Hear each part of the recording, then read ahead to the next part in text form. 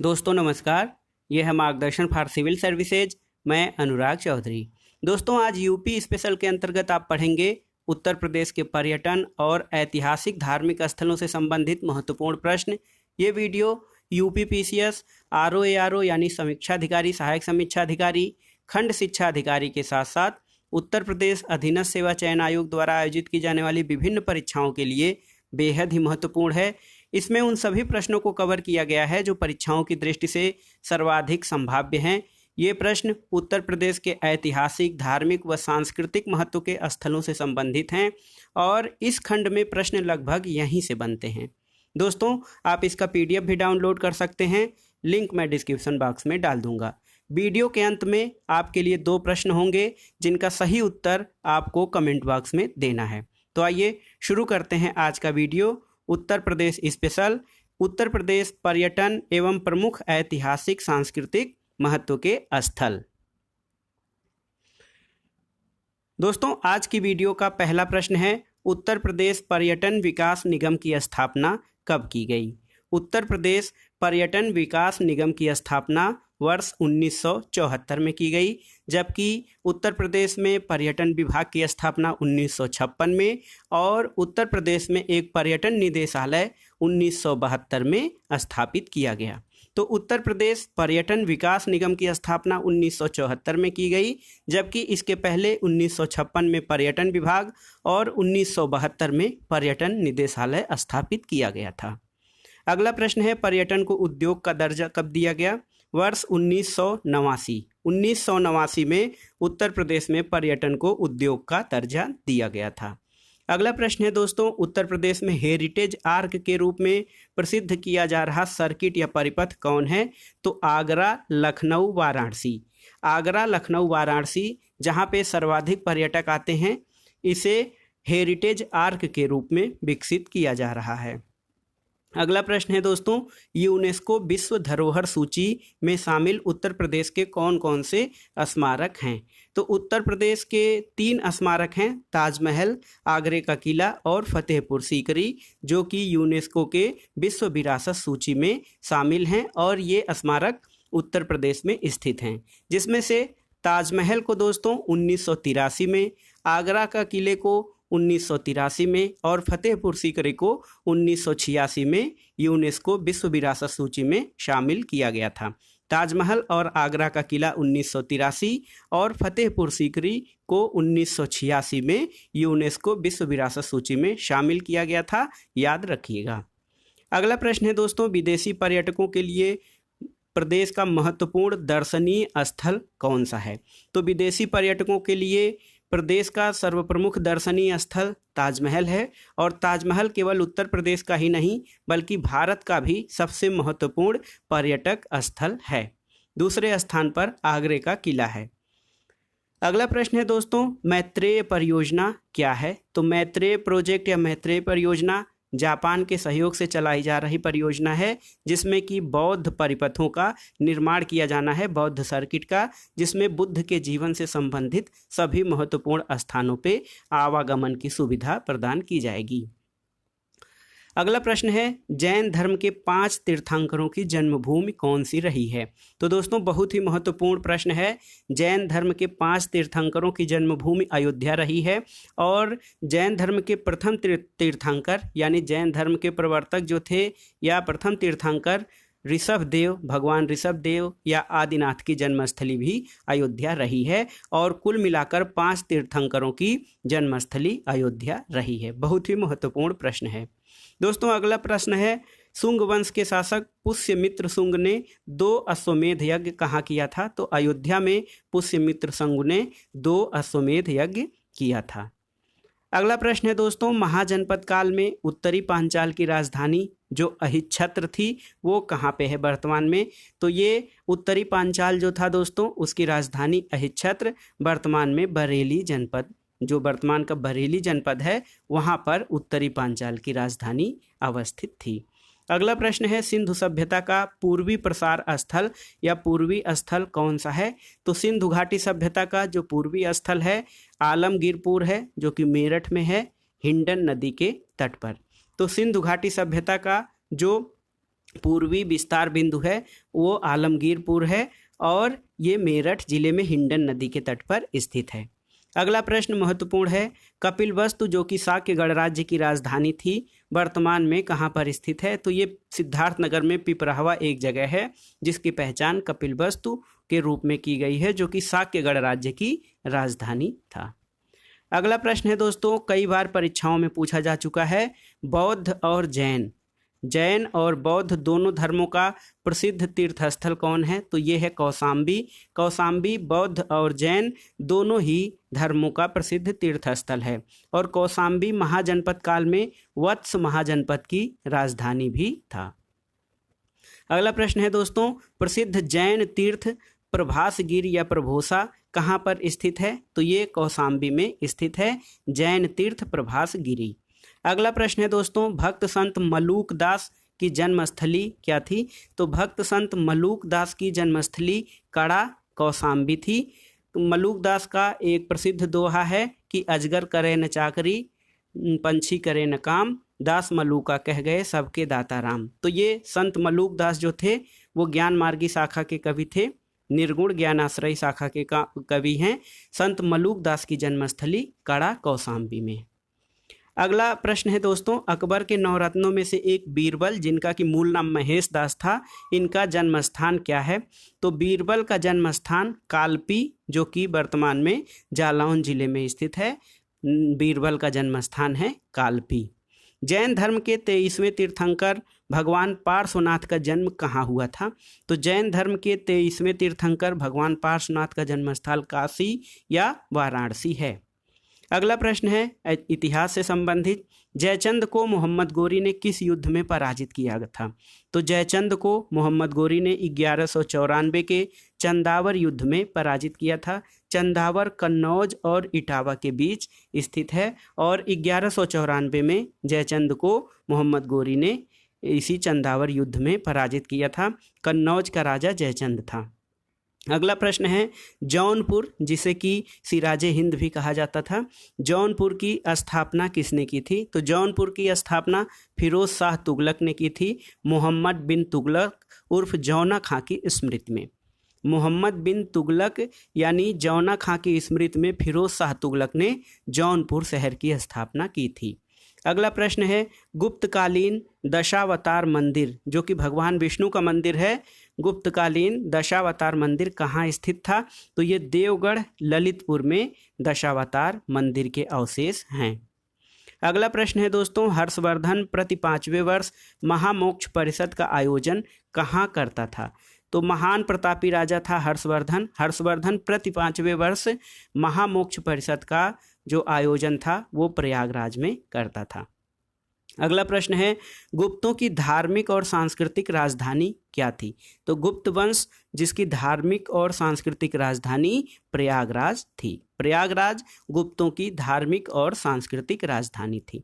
अगला प्रश्न है दोस्तों, प्रसिद्ध इतिहासकार जियाउद्दीन बर्नी का जन्मस्थल कहाँ है? तो जियाउद्दीन बर्नी का जन्मस्थल बरन है जो कि बुलंदशहर जिले में स्थित है। बरन जियाउद्दीन बर्नी का जन्म स्थान। अगला प्रश्न है दोस्तों, गुप्तकालीन मंदिर के लिए प्रसिद्ध भीतरगांव कहाँ स्थित है? तो भीतरगांव वर्तमान के रमाबाई नगर जो कि कानपुर देहात में स्थित है वहाँ पर है और भीतरगांव गुप्तकालीन मंदिर के लिए प्रसिद्ध है। अगला प्रश्न है, गुप्तकालीन स्थल जहाँ से गुप्तकाल के कुछ अभिलेख प्राप्त हुए हैं, भीतरी कहाँ पर स्थित है? तो गुप्तकालीन स्थल भीतरी गाजीपुर जिले में स्थित है। अगला प्रश्न है दोस्तों, सूफी संत शेख निजामुद्दीन औलिया का जन्मस्थल कहाँ पे था? तो सूफी संत शेख निजामुद्दीन औलिया का जन्म स्थान बदायूं में शेख निजामुद्दीन औलिया का जन्म हुआ था। अगला प्रश्न है, सुल्तान बनने से पूर्व इल्तुतमिश कहाँ का इक्तादार या सूबेदार था? तो सुल्तान बनने से पूर्व दोस्तों इल्तुतमिश बदायूं का सूबेदार रहा था। अगला प्रश्न है, भारत के प्रथम स्वतंत्रता संग्राम यानी 1857 का प्रथम स्वतंत्रता संग्राम का आगाज कहाँ हुआ था? 10 मई 1857 को मेरठ से भारत के प्रथम स्वतंत्रता संग्राम का प्रारंभ हुआ था। अगला प्रश्न है, वाराणसी के निकट स्थित सारनाथ को किन अन्य नामों से जाना जाता है? तो सारनाथ जो दोस्तों सारनाथ है, यहाँ पे महात्मा बुद्ध ने अपना प्रथम उपदेश दिया था, जिसे कि बौद्ध ग्रंथों में धर्म चक्र प्रवर्तन कहा जाता है। सारनाथ के प्राचीन नाम ऋषिपत्तनम और मृगदाव, ऋषिपत्तनम और मृगदाव ये सारनाथ के प्राचीन नाम रहे हैं। अगला प्रश्न है, भगवान बुद्ध का पहला उपदेश धर्म चक्र प्रवर्तन, ये कि हमने देख लिया, सारनाथ में उन्होंने अपना पहला उपदेश दिया था, जिसे बौद्ध ग्रंथों में धर्म चक्र प्रवर्तन के नाम से जाना जाता है। दोस्तों, धामेघ स्तूप और धर्मराजिका स्तूप जो कि बौद्ध धर्म से संबंधित हैं, वो कहाँ पर हैं? तो धामेघ स्तूप और धर्मराजिका स्तूप दोनों सारनाथ में स्थित हैं। अगला प्रश्न है, बुद्ध ने स्त्रियों को संघ में प्रवेश की अनुमति कहाँ दी थी? तो बुद्ध ने स्त्रियों को संघ में प्रवज्या की अनुमति संकिसा में दी थी। अगला प्रश्न है दोस्तों, भगवान बुद्ध ने सर्वाधिक 25 वर्षाकाल कहाँ व्यतीत किया था? तो श्रावस्ती में बेलवन है, वेलवन विहार और जेतवन विहार, वहाँ पर भगवान बुद्ध ने अपने सर्वाधिक 25 वर्षाकाल व्यतीत किया था। तो श्रावस्ती है वो जगह। अगला प्रश्न है, आजीवक संप्रदाय के प्रवर्तक मक्खली गोसाल का जन्मस्थल कहाँ है? तो आजीवक संप्रदाय के प्रवर्तक जो मक्खली गोसाल रहे हैं, उनका जन्मस्थान श्रावस्ती है। अगला प्रश्न है दोस्तों, सूरसेन महाजनपद की राजधानी, सूरसेन महाजनपद की राजधानी दोस्तों मथुरा थी। मथुरा सूरसेन महाजनपद की राजधानी। अगला प्रश्न, कुषाणों के पूर्वी साम्राज्य की राजधानी जो कि मूर्ति कला एवं व्यापार का प्रमुख केंद्र था, कौन था? तो कुषाणों के पूर्वी साम्राज्य की राजधानी मथुरा थी, जो कि तत्कालीन समय में मूर्ति कला एवं व्यापार का प्रमुख केंद्र हुआ करता था। अगला प्रश्न देखते हैं दोस्तों, प्राचीन काल में ब्रह्मवर्त तीर्थ के नाम से प्रसिद्ध स्थल जहां महर्षि वाल्मीकि का आश्रम था, कहाँ पर है? तो ये प्राचीन काल में जो ब्रह्मवर्त तीर्थ के नाम से प्रसिद्ध था महर्षि वाल्मीकि का आश्रम, वो बिठूर में है। ये गंगा नदी के तट पर कानपुर से थोड़ी दूर पर स्थित है बिठूर। यहाँ पर महर्षि वाल्मीकि का आश्रम था। प्राचीन काल में बिठूर को ब्रह्मवर्त तीर्थ के नाम से भी जाना जाता था। बेगम समरू द्वारा बनवाया गया विशाल चर्च कहाँ है? तो वो स्थान कहाँ पे है जहाँ पर बेगम समरू ने एक विशाल चर्च बनवाया था? सरधना मेरठ। सरधना मेरठ में बेगम समरू द्वारा बनवाया गया विशाल चर्च है। अगला प्रश्न है, पृथ्वी का सर्वोपरि तीर्थ किसे कहा जाता है? पृथ्वी का सर्वोपरि तीर्थ किसे कहा जाता है? तो दोस्तों, तीर्थों का राजा प्रयागराज या इलाहाबाद को कहा जाता है, लेकिन पृथ्वी का सर्वोपरि तीर्थ कहा जाता था चक्र तीर्थ, जो कि नैमिषारण्य में स्थित है। नैमिषारण्य में स्थित चक्र तीर्थ को पृथ्वी का सर्वोपरि तीर्थ कहा जाता है। अगला प्रश्न है, जैनों की काशी किसे कहा जाता है? किस नगर को जैनों की काशी कहा जाता था? तो हस्तिनापुर। हस्तिनापुर जो कौरवों और पांडवों की राजधानी रहा था, उसको जैनों की काशी भी कहा जाता है। अगला प्रश्न है दोस्तों, प्रसिद्ध संत सैयद सालार व मसूद गाजी की दरगाह कहाँ पर स्थित है? तो ये बहराइच में स्थित है, सैयद सालार और मसूद गाजी की दरगाह। नगर महोदय श्री के नाम से कौन सा नगर प्रसिद्ध था? तो नगर महोदय श्री के नाम से कन्नौज नगर प्रसिद्ध था, जिसे कि इत्र नगरी भी कहा जाता है। आगरा शहर की स्थापना किसने की थी? 1504 में सिकंदर लोदी ने आगरा शहर की स्थापना की थी। आगरा शहर की स्थापना महत्वपूर्ण राजनीतिक और सामरिक दृष्टि से सिकंदर लोदी द्वारा 1504 ईस्वी में की गई थी। अगला प्रश्न है दोस्तों, बहुत ही महत्वपूर्ण, मुगल काल में शिक्षा का प्रमुख केंद्र कौन था? तो आगरा मुगल काल में शिक्षा का प्रमुख केंद्र था। अगला प्रश्न देखते हैं, प्रसिद्ध सूफी संत हाजी वारिस अली शाह की मजार कहाँ पे स्थित है? तो सूफी संत हाजी वारिस अली शाह की मजार देवा शरीफ में स्थित है, जो कि बाराबंकी से 12 किलोमीटर दूर है हाजी वारिस अली शाह की मजार। अगला प्रश्न है दोस्तों, महाजनपद काल में दक्षिणी पांचाल जनपद की राजधानी कंपिल या काम्पिल्य किन महाभारत कालीन चरित्रों का जन्म स्थान रहा है?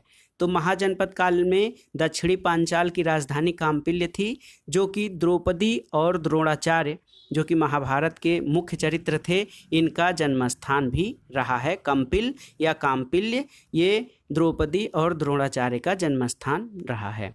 अगला प्रश्न है, महाजनपद काल में मल्ल गणराज्य की राजधानी कौन थी? कुशीनगर मल्ल गणराज्य की राजधानी थी और कुशीनारा या कुशीनगर भगवान बुद्ध का महापरिनिर्वाण स्थल भी रहा है। यहाँ पर भगवान बुद्ध को निर्वाण की प्राप्ति हुई थी। किसके शासनकाल में अवध की राजधानी फैजाबाद से लखनऊ लाई गई? नवाब आसफउद्दौला के समय में अवध की राजधानी पहले फैजाबाद थी और नवाब आसफउद्दौला के समय में इसे फैजाबाद से बदलकर लखनऊ किया गया। अगला प्रश्न है दोस्तों, रानी लक्ष्मीबाई का जन्म कहाँ हुआ था? तो रानी लक्ष्मीबाई का जन्म भदैनी जो कि 80 के पास है, वाराणसी में हुआ था। इनका पालन पोषण बिठूर में हुआ था। रानी लक्ष्मीबाई के बचपन का नाम मनु या मणिकर्णिका था। इनका जन्म वाराणसी में हुआ था, कई बार परीक्षाओं में पूछा जा चुका है। इनका पालन पोषण बिठूर में हुआ था जो कि कानपुर के निकट है। बिठूर को प्राचीन काल में आपने पढ़ा है कि ब्रह्मवर्त तीर्थ कहा जाता था और यहाँ पर महर्षि वाल्मीकि का आश्रम स्थित था। अगला प्रश्न है दोस्तों, प्रेम मंदिर कहाँ पर स्थित है? तो प्रेम मंदिर वृंदावन में स्थित है, जिसका निर्माण कृपालु जी महाराज द्वारा कराया गया था। अगला प्रश्न महत्वपूर्ण है, लॉर्ड कॉर्नवालिस का मकबरा कहाँ स्थित है? गाजीपुर में लॉर्ड कॉर्नवालिस का मकबरा स्थित है। क्रांति नगर यानी रिवोल्यूशन सिटी के नाम से किस शहर को जाना जाता है? तो मेरठ। मेरठ से ही प्रथम स्वतंत्रता संग्राम, भारत का जो प्रथम स्वतंत्रता संग्राम था, यहीं से इसका प्रारंभ हुआ था। इसलिए मेरठ को क्रांति नगर के नाम से और कैंची नगर के नाम से भी इसको जाना जाता है। मेरठ क्रांति नगर। हींग व गुलाल नगरी के नाम से कौन सा नगर प्रसिद्ध है? हाथरस। हाथरस हींग व गुलाल नगरी के नाम से प्रसिद्ध है। चौरी चौरा कांड से संबंधित जो स्थल है चौरी चौरा, ये कहाँ पर स्थित है? तो ये गोरखपुर जनपद में स्थित है चौरी चौरा। विश्व का प्राचीनतम जीवंत शहर कौन सा है? विश्व का प्राचीनतम जीवंत शहर काशी या वाराणसी, ये दुनिया के सबसे प्राचीनतम जीवंत शहरों में गिना जाता है। अगला प्रश्न है दोस्तों, उदयन वासवदत्ता की कथा कहाँ से संबंधित है? तो ये कौशाम्बी से संबंधित है, उदयन वासवदत्ता की प्रेम कथा। परीक्षाओं की दृष्टि से एक प्रश्न और महत्वपूर्ण है दोस्तों, कभी कभी मंदिरों के मिलान के लिए कहा जाता है। तो प्रसिद्ध जेके मंदिर कहाँ पर स्थित है? जेके मंदिर कानपुर में स्थित है। और भारत माता मंदिर कहाँ पर है? तो प्रसिद्ध भारत माता मंदिर जो स्वतंत्रता के समय में क्रांतिकारी गतिविधियों का केंद्र भी था, ये वाराणसी में स्थित है। भारत माता मंदिर वाराणसी में स्थित है। अगला प्रश्न है, प्रसिद्ध स्थल प्रतिष्ठानपुरी या ऋषभदेव की तपस्थली कहाँ है? तो प्रतिष्ठानपुरी किस स्थल का प्राचीन नाम है? तो ये है झूसी जो कि प्रयागराज में स्थित है। झूसी का प्राचीन नाम प्रतिष्ठानपुरी था। इसे या झूसी या प्रतिष्ठानपुरी जो है ऋषभदेव की तपस्या स्थली भी रहा है। अगला प्रश्न है दोस्तों, उत्तर प्रदेश राज्य पर्यटन दिवस कब मनाया जाता है? तो उत्तर प्रदेश राज्य पर्यटन दिवस 14 फरवरी को मनाया जाता है। इस दिवस की शुरुआत वर्ष 2016 से की गई थी। राज्य में पर्यटन को बढ़ावा देने के उद्देश्य से उत्तर प्रदेश राज्य पर्यटन दिवस 14 फरवरी को मनाया जाता है। वर्ष 2016 से इस दिन को मनाने का प्रारंभ हुआ था। अगला प्रश्न है, Uttar Pradesh eco tourism policy का प्रारंभ कब हुआ? वर्ष 2014 से इको टूरिज्म पॉलिसी प्रारंभ हुआ था। मंदिरों और घाटों का नगर, मंदिरों, गलियों और घाटों का नगर किसे कहा जाता है? वाराणसी को मंदिरों, घाटों और गलियों का नगर कहा जाता है। बहुत पुरानी सिटी है और यहाँ पे सकरी और पतली गलियाँ हैं, बहुत सारे मंदिर हैं और कई सारे घाट हैं। अगला प्रश्न है दोस्तों, चित्रित धूसर मृदभांड से संबंधित अतरंजी खेड़ा कहाँ स्थित है? तो अतरंजी खेड़ा एटा जिले में काली नदी के तट पर स्थित है, जो कि चित्रित धूसर मृदभांड से संबंधित है। इसका प्राचीन नाम अतरंजी खेड़ा एटा जिले में काली नदी के तट पर स्थित है।